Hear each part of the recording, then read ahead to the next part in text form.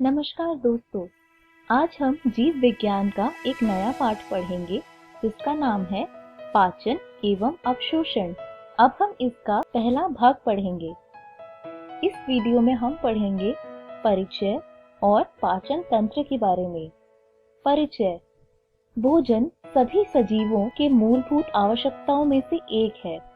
हमारे भोजन के मुख्य अवयव कार्बोहाइड्रेट, प्रोटीन एवं वसा है। अल्प मात्रा में विटामिन एवं खनिज लवणों की भी आवश्यकता होती है। भोजन से ऊर्जा एवं कई कच्चे कायिक पदार्थ प्राप्त होते हैं जो वृद्धि एवं ऊतकों के मरम्मत के काम आते हैं। जो जल हम ग्रहण करते हैं वह उपापचय प्रक्रियाओं में महत्वपूर्ण भूमिका निभाता है एवं शरीर की निर्जलीकरण को भी रोकता है। हमारा शरीर भोजन में उपलब्ध जैव रसायनों को उनके मूल रूप में उपयोग नहीं कर सकता। अतः पाचन तंत्र में छोटे अणुओं में विभाजित कर साधारण पदार्थों में परिवर्तित किया जाता है।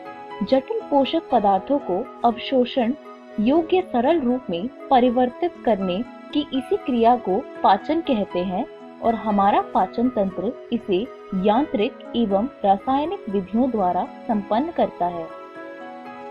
मनुष्य का पाचन तंत्र आहार नाल एवं सहायक ग्रंथियों से मिलकर बना होता है।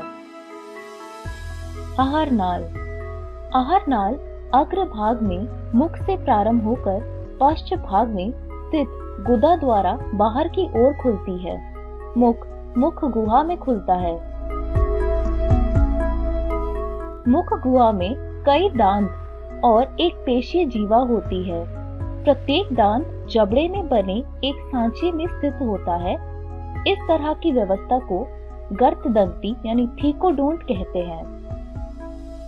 मनुष्य सहित अधिकांश स्तनधारियों के जीवन काल में दो तरह के दांत आते हैं। अस्थायी दांत समूह अथवा दूध के दांत जो वयस्कों में स्थायी दांतों से प्रतिस्थापित हो जाते हैं। इस तरह के दांत व्यवस्था को द्विबार दंती यानी डायफायोडोंट कहते हैं। वयस्क मनुष्य में 32 स्थायी दांत होते हैं जिनके 4 प्रकार हैं, जैसे कृतक जिसे हम आई लिखते हैं, रद्रक जिसे हम सी लिखते हैं, अग्र चर्णवक जिसे हम PM लिखते हैं, चर्वणक जिसे हम M लिखते हैं। ऊपरी एवं निचली जबड़े के प्रत्येक आधे भाग में दांतों की व्यवस्था I, C, PM और M क्रम में एक दंत सूत्र के अनुसार होती है जो मनुष्य के लिए 2123/2123 है। इनेमल से बनी दांतों की चबाने वाली कठोर सतह भोजन को चबाने में मदद करती है। जीवा स्वतंत्र रूप से घूमने योग्य की एक पेशीय अंग है जो फ्रेनुलम द्वारा मुख गुहा के आधार से जुड़ी होती है। जीवा के ऊपरी सतह पर छोटे छोटे उभार के रूप में पिप्पल में खुलने एक पेशीय अमाशय ग्रसिका अवरोधिनी द्वारा नियंत्रित होता है। अमाशय को मुख्यतः 3 भागों में विभाजित किया जा सकता है। जठरागम जिसमें ग्रसिका खुलती है, पंडिस और जठर निर्गमी भाग अग्र चवणकर जिसका छोटी आंत में निकास होता है। छोटी आंत के 3 भाग होते हैं। यू आकार की ग्रहणी, कुंडलित मध्य भाग अग्र शूद्रांत्र और लंबी चरवर्णक हनुगर्तिकाएं कुंडलित शूद्रांत्र। अमाशय की ग्रहणी में निकास जठर निर्गम अवरोधिनी द्वारा नियंत्रित होता है। शूद्रांत्र बड़ी आंत में खुलती है जो अंधनाल, बृहदांत और मलाशय से बनी होती है।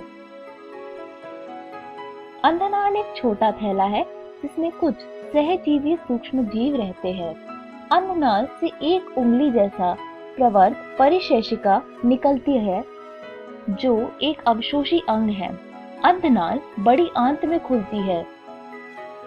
बृहदांत्र 3 भागों में विभाजित होता है।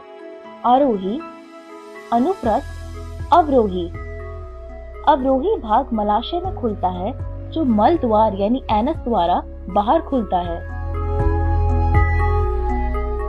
आहार नाल की दीवार में ग्रसिका एक मलाशय तक 4 स्तर होते हैं, जैसे सिरोसा, मस्क्युलरिस, सब म्यूकोसा और म्यूकोसा, और इसमें ल्यूमेन भी होता है। सिरोसा सबसे बाहरी परत है और एक पतली मेसोथेलियम और कुछ संयोजी ऊतकों से बनी होती है। मस्क्युलरिस प्राय आंतरिक वर्तुल पेशियों एवं बाह्य अनुदैर्घ्य पेशियों की बनी होती है। कुछ भागों में ये एक तिर्यक पेशी स्तर होता है। सब म्यूकोसा स्तर रुधिर, लसिका व तंत्रिकाओं युक्त मुलायम संयोजी ऊतक से बनी होती है। ग्रहणी में कुछ ग्रंथियां भी लैक्टियल कहते हैं। म्यूकोसा की उपकला पर कलश कोशिकाएं होती है जो स्नेहन के लिए म्यूकस का स्राव करती है। म्यूकोसा अमाशय और आंत में स्थित अंकुरों के आधारों के बीच लीबरकुन प्रगुहिका यानी क्रिप्स ऑफ लीबरकुन भी कुछ ग्रंथियों का निर्माण करती है। सभी चारों परतें आहार नाल में विभिन्न भागों में रूपांतरण दर्शाती है। पाचन ग्रंथियां। आहार नाल से संबंधित पाचन ग्रंथियों में निम्नलिखित शामिल है: लार ग्रंथियां, यकृत और अग्नाशय। लार का निर्माण 3 जोड़ी ग्रंथियां होती है। ये गाल में कर्णपूर्व निचले जबड़े में अधोजब या अवचबुकीय एक भाग तथा जीवा के नीचे स्थित अधोजीवा। इन ग्रंथियों से लार मुख गुहा में पहुंचती है। यकृत यानी लिवर मनुष्य के शरीर की सबसे बड़ी ग्रंथि है, जिसका वयस्क में भार लगभग 1.2 से 1.5 किलोग्राम होता है।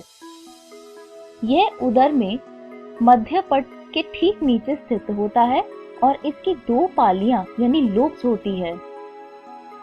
यकृत पालिकाएं यकृत की संरचनात्मक और कार्यात्मक इकाइयां हैं, जिनके अंदर यकृत कोशिकाएं रज्जु की तरह व्यवस्थित रहती है।